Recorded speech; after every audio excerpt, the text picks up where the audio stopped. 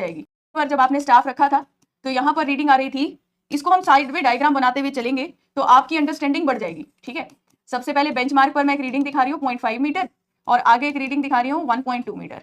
ठीक है, कुछ नहीं किया मैंने। मुझे सबसे पहले क्या करना है, ये निकालना है कि ग्राउंड पे राइज हो रहा है या फॉल हो रहा है। कैसे निकालेंगे, राइज हो रहा है या फॉल, आप क्या करोगे, जैसा आप बता रहे हो प्रीवियस रीडिंग में से माइनस करेंगे प्रेजेंट रीडिंग को।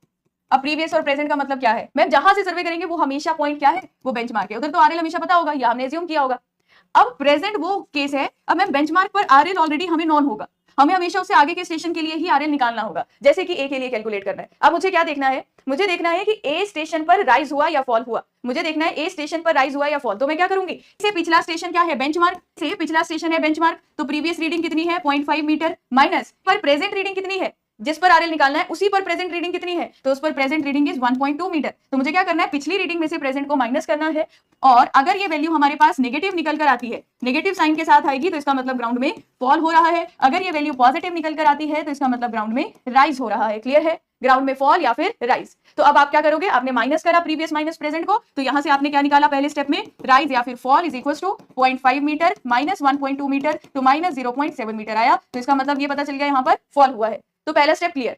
अब सेकंड स्टेप पे मुझे क्या करना है, क्योंकि आरएल फाइंड आउट करने का मेथड है, तो RL at any station, RL at any station, किसी भी स्टेशन पर अगर मैं आरएल निकालना चाहती हूँ, मुझे क्या करना होगा, पिछले स्टेशन के आरएल में से आरएल प्रीवियस स्टेशन, पिछले स्टेशन के आरएल में ऐड कर देना है, राइज हो रहा है और फॉल हो रहा है। मैंने क्या किया, पिछला स्टेशन का आरएल हमें हमेशा पता होना चाहिए राइज एंड फॉल मेथड से क्वेश्चन करने के लिए। तो अगर मैं पे आरएल निकाल रही हूँ तो पिछले स्टेशन क्या है, बेंचमार्क, वहां आरएल पता होना चाहिए। इसके आगे बी पे आरएल निकाल रही हूँ तो एक आरएल पता होना चाहिए। अब देखो आरएल ऑफ एनी स्टेशन, मैं ए स्टेशन पर आरएल निकालूंगी, पिछला स्टेशन बेंचमार्क था, बेंचमार्क पर आरएल कितना था 100, बीच में लगाया प्लस का साइन, मैं राइज हुआ या फॉल, जो भी वैल्यू है एग्जैक्टली इस ब्रैकेट के अंदर लिख दो, चाहे प्लस में है तो प्लस, माइनस है तो माइनस। ये वैल्यू कितनी है, माइनस में 0.7 मीटर। यहाँ से क्या मिल जाएगा, आप लोग ए पे आरएल निकाल रही हो तो पिछले स्टेशन क्या है, बेंचमार्क, वहां आरएल पता होना चाहिए। इसके आगे बी पे आरएल निकाल रही हो तो एक आरएल पता होना चाहिए। अब देखो आरएल ऑफ एनी स्टेशन, मैं ए स्टेशन पर आरएल निकालूंगी, पिछला स्टेशन बेंचमार्क था, बेंचमार्क पर आरएल कितना था 100, बीच में लगाया प्लस का साइन, मैम राइज हुआ या फॉल, जो भी वैल्यू है एग्जैक्टली इस ब्रैकेट के अंदर लिख दो, चाहे प्लस में है तो प्लस, माइनस है तो माइनस। ये वैल्यू कितनी है, माइनस में 0.7 मीटर। यहाँ से क्या मिल जाएगा आप लोगों को, यहाँ से क्या मिल जाएगा, आरएल कितना है हमारे ए स्टेशन का, जो कि कितना निकल कर आ रहा है 3 मीटर, 3 मीटर।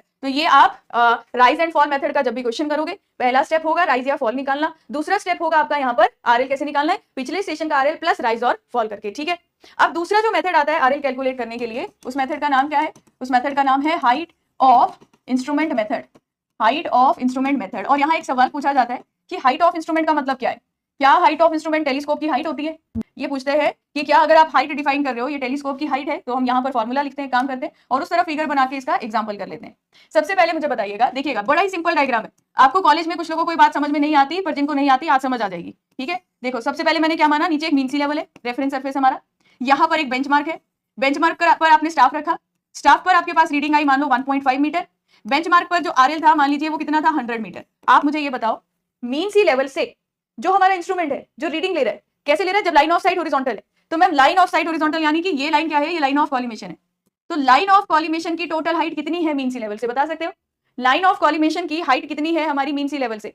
मैम ये निकालने के लिए क्या किया आपने, जो आप आंसर बता रहे हो, 100 में 1.5 को ऐड कर दिया ना, 100 में 1 को ऐड कर दिया, तो यही हमारा फॉर्मूला बन जाएगा।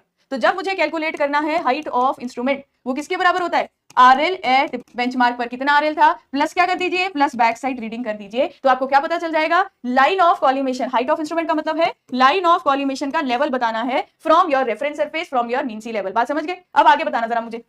अब मैंने क्या किया, यहाँ स्टाफ रखा, मुझे ए स्टेशन पर आरएल निकालना था, मैंने ए स्टेशन पर आरएल निकालना है, यहाँ स्टाफ रखा और यहाँ मेरे पास रीडिंग आई 0.5 मीटर। अब इस रीडिंग का मतलब क्या है, इस रीडिंग का मतलब है कि ग्राउंड से लेकर लाइन ऑफ कॉलिमेशन तक की हाइट 0.5 मीटर है, ग्राउंड से लेकर इस लाइन ऑफ कॉलिमेशन तक की 0.5 मीटर है। अब मुझे बताओ जरा, अगर ये टोटल वैल्यू थी हमारी 101.5 और से लाइन ऑफ कॉलिमेशन है 0.5, तो आप आरएल का मतलब क्या होता है, मीन सी लेवल से की हाइट बता सकते हो क्या, इस फिगर को देखकर, क्या इसे देखकर बता सकते हो कि स्टेशन मीन सी लेवल से कितनी दूरी पर होगा, स्टेशन मीन सी लेवल से कितनी दूरी पर होगा। जिसे फॉर्मूला नहीं भी आता है, क्या इस डायग्राम से भी सॉल्व कर पा रहे हो, क्या किया आपने, इस पूरी वैल्यू में से इसको माइनस कर दिया, 101 मीटर माइनस 0.5 मीटर, तो आपको आरएल मिल जाएगा। तो यहाँ मैं क्या लिख सकती हूँ, RL at any station, RL at any station कैसे निकालना है, RL at any station height of instrument में रीडिंग को माइनस करना है। अब मैम हाइट ऑफ इंस्ट्रूमेंट निकालने के लिए आप बैक साइड ऐड करते थे, तो जब आप रीडिंग माइनस करोगे ये कौन सी रीडिंग होगी? हमेशा फोर साइड होगी या इंटरमीडिएट साइड होगी। क्यों? क्योंकि बैक साइड का यूज ऑलरेडी हमने कर लिया है हाइट ऑफ इंस्ट्रूमेंट की कैलकुलेशन के लिए। तो ये हमारा नेक्स्ट मेथड है जिसे हम लोग height of instrument, line of collimation दोनों मेथड बोलते हैं। क्यों? क्योंकि इसमें हम लोग मीन सी लेवल से लाइन ऑफ कॉलिमेशन तक की हाइट निकालते हैं। अब एक बात बताइएगा, अगर मैं अपने इंस्ट्रूमेंट को एक नई जगह पर शिफ्ट करूंगी ग्राउंड पर, अब मैंने इसको क्या किया, एक नई पोजीशन पर शिफ्ट कर दिया, अगर शिफ्ट करूंगी तो क्या चेंज होगा? अगर मैं नई जगह पर इसे शिफ्ट कर रही हूं तो किस चीज में चेंज देखने को मिलेगा? क्या हाइट ऑफ इंस्ट्रूमेंट चेंज हो जाएगा? वेरी गुड, क्या हाइट ऑफ इंस्ट्रूमेंट चेंज हो जाएगा? क्यों मैम? क्योंकि इस केस में जब आपका लाइन ऑफ कॉलिमेशन का लेवल है, नई जगह पर आप रखोगे तो लाइन ऑफ कॉलिमेशन का लेवल ग्राउंड से अगर चेंज हुआ तो आपका हाइट ऑफ इंस्ट्रूमेंट चेंज हो जाएगा। तो इसका मतलब है कि आपका हाइट ऑफ इंस्ट्रूमेंट चेंज कब होगा? ये चेंज होगा जब भी आपका इंस्ट्रूमेंट शिफ्ट होगा एक नई पोजीशन पर, ठीक है? When instrument is shifted to new position, जब आप इसको नई पोजीशन पर शिफ्ट करोगे। तो मैम अब नया हाइट ऑफ इंस्ट्रूमेंट निकालेंगे कैसे? सेम फॉर्मूला से। अब नया हाइट ऑफ इंस्ट्रूमेंट निकाला और फिर आरएल निकालेंगे कैसे? सेम फॉर्मूला से। अब इसके कुछ क्वेश्चंस कर लेते हैं जो आपके एग्जाम में आए हैं, स्पेशली हम एसएससी जेईई वाले क्वेश्चन जो है उनको देख लेते हैं जो इस टॉपिक से पूछे गए। बस क्लियर हो गए राइज एंड फॉल मेथड का फॉर्मूला और हाइट ऑफ इंस्ट्रूमेंट मेथड का फॉर्मूला। अब आगे बढ़ते हैं, जरा क्वेश्चन देखिएगा पहला। अब जो क्वेश्चन एग्जाम में आते हैं आप उसको इजीएस्ट जो है वो आपका ज्यादातर यूज होगा जब भी आप कोई भी स्टेट वाले क्वेश्चंस करोगे related to RL. 100 meter benchmark पर जो आरएल है, RL at benchmark is 100 meter, back side reading दे रखी है 1.215 मीटर, इस साइड रीडिंग इज 1.8, तो यानी कि फॉरवर्ड स्टेशन का आरएल निकालना है। क्या करोगे मैम? यहाँ पर 100 प्लस 1.215 से आपके पास हाइट ऑफ इंस्ट्रूमेंट आ जाएगा, माइनस इसमें रीडिंग कर दोगे, मतलब आपके पास आरएल आ जाएगा। तो वैल्यू कितनी निकल कर आई? 100 कैसे आएगा भाई? माइनस करना है, हाइट ऑफ इंस्ट्रूमेंट में रीडिंग माइनस करनी है, तो ये वैल्यू आएगी 345, जिसने भी आंसर बताया है आप लोगों का करेक्ट है। ठीक है, चलिए आगे बढ़ते हैं। अगला क्वेश्चन के बराबर है, RL of benchmark minus backsight plus backsight का भी हमने पढ़ा। Height of instrument is RL at benchmark. अच्छा ऑप्शन नहीं बता रहे हो, स्टेटमेंट पढ़ दो पहले, ऑप्शन नहीं बता रहे लोग answer. RL of benchmark minus थोड़ी होता है, माइनस तो आरएल निकालने के लिए कहते हैं। आपसे पूछा है हाइट ऑफ इंस्ट्रूमेंट कैसे निकाला था? मैम जितना भी आरएल एट बेंचमार्क था उसमें हमने बैक साइड रीडिंग को ऐड कर दिया था, तो बैक साइड रीडिंग ऐड करनी है। आंसर क्या बनेगा इसका? ऑप्शन बी बनेगा। ठीक है, चलिए आगे बढ़ते हैं नेक्स्ट क्वेश्चन पे। अगला क्वेश्चन देखो जरा, a staff reading, theoretical question है। A staff reading taken on a point whose elevation is to be determined as a change point, change point पर जिस जो एलिवेशन हमें मेजर करनी होती है वहां पर जो रीडिंग ली जाती है उस रीडिंग को क्या कहते हैं? अब चेंज पॉइंट पर जो रीडिंग ली जाएगी जहां हमें एलिवेशन फाइंड आउट करनी है उस रीडिंग को क्या बोलते हैं? बताएंगे। करेक्ट आंसर क्या होगा इस केस में? ऑप्शन बी बता रहे हैं कुछ लोग। अच्छा ऑप्शन बी होगा। चलिए अब जरा एक बार इस क्वेश्चन को ध्यान से पढ़ लेते हैं। चेंज पॉइंट पर कौन सी दो रीडिंग्स आती है बताना?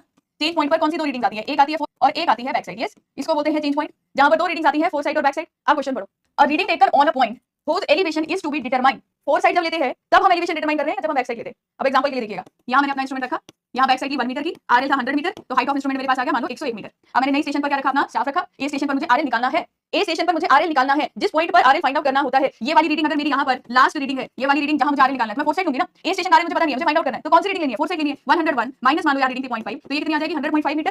तो आंसर क्या होगा इसका? आंसर क्या होगा मैम? जिसका आरएल निकालना है जो रीडिंग अननोन है, दैट इज फोर साइड। अब देखो आरएल यहाँ पर 100.5 मिल गया मुझे स्टेशन का, आरएल पता होने के बाद मैं बैक साइड ले रही हूँ, तो बैक साइड तो आंसर होगा नहीं इसका। आरएल जब हमने फाइंड आउट कर लिया उसके बाद मैं बैक साइड ले रही हूँ, तो आंसर क्या होगा इसका? Four side. तो आंसर इज ऑप्शन। तो पूरा स्टेटमेंट ध्यान से पढ़िएगा पहले एग्जाम में भी, और उसके बाद ही आंसर करना है, जो कि बहुत कम स्टूडेंट्स ने बताया। ठीक है, जो कि बहुत कम स्टूडेंट्स ने बताया, लेकिन स्टेटमेंट अच्छे से पढ़नी है पहले। अगला क्वेश्चन देखो, which of the following is correct meaning